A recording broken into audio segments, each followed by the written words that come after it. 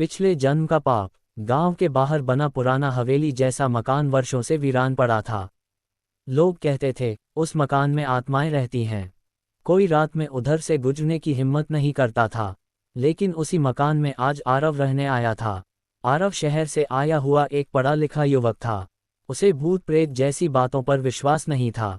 गांव के लोगों ने बहुत रोका, मगर आरव ने हंसकर कहा, डर इंसान के मन में होता है, मकान में नहीं। पहली ही रात कुछ अजीब हुआ। अजीब सपना। आरव को सपना आया। वह किसी और शरीर में था। कपड़े पुराने जमाने के थे। सामने एक औरत रो रही थी और वह खुद उसे धक्का देकर कुएं में गिरा रहा था। औरत चिल्लाई, मैं तुझे कभी माफ नहीं करूंगी, अगले जन्म में भी नहीं। आरव घबराकर उठ बैठा। पूरा शरीर पसीने से भीगा हुआ था। सिर्फ सपना था, उसने खुद को समझाया। लेकिन यह सपना हर रात आने लगा। अनजाना दर्द। कुछ दिनों बाद आरव के कंधे पर अजीब सा निशान उभर आया, जैसे जलने का। डॉक्टर ने कहा, ऐसी चोट आपने कभी लगने की बात नहीं बताई, लेकिन निशान बहुत पुराना लगता है। आरव को सिरदर्द, घबराहट और डर सताने लगे। उसे लगता कोई उसे देख रहा है। एक रात उसने आईने में देखा। उसके पीछे कोई औरत खड़ी थी। आरव चीख पड़ा, लेकिन पल भर में सब गायब। बूढ़ी औरत का रहस्य। गांव की एक बूढ़ी औरत थी, दाई श्यामा। लोग कहते थे वह सब जानती है। आरव उसके पास गया। दाई ने उसे देखते ही कहा, तू वापस आ गया है, आखिरकार। आरव सन रह गया।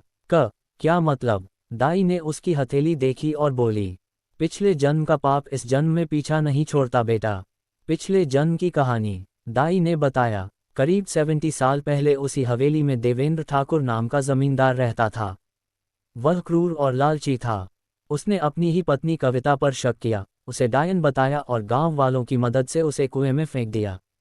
मरते वक्त कविता ने बद्दुआ दी थी, जिस जन्म में तू सुख ढूंढेगा, उसी जन्म में तुझे सजा मिलेगी। दाई ने आरव की आंखों में देखा, तू ही देवेंद्र है। आरव का शरीर कांपने लगा। सच का एहसास। धीरे धीरे आरव को सब याद आने लगा। सपनों के टुकड़े अब पूरे दृश्य बन चुके थे।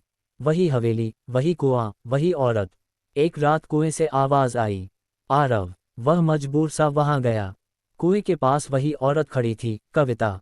उसकी आंखों में नफरत नहीं थी, दर्द था। माफी या सजा? आरव रो पड़ा, मैंने पाप किया, बहुत बड़ा पाप। मुझे माफ कर दो। कविता बोली, माफी मांगने में एक जन्म लगा दिया। क्या इंसाफ इतना सस्ता है? धरती हिलने लगी। हवेली कांप उठी। आरव कुएं में कूदने ही वाला था कि कविता ने उसे रोका। मरना समाधान नहीं, जीकर प्रायश्चित करना होगा। प्रायश्चित का रास्ता। कविता की आत्मा ने शर्त रखी, हवेली बेचकर गरीबों के लिए स्कूल बनवाना, कुएं को मंदिर में बदलना, हर उस औरत की मदद करना जो अन्याय की शिकार हो। आरव ने सब स्वीकार किया। अंतिम मुक्ति। सालों बाद हवेली की जगह स्कूल था। कुएं के पास दीपक जलते थे। एक रात आरव ने सपना देखा। कविता सफेद रोशनी में मुस्कुरा रही थी, अब मैं मुक्त हूं, और तू भी। सुबह आरव के कंधे का निशान गायब था। कहानी की सीख। पिछले जन्म का पाप कभी कभी अगले जन्म में भी पीछा करता है, लेकिन सच्चा पश्चाताप आत्मा को मुक्त कर देता है।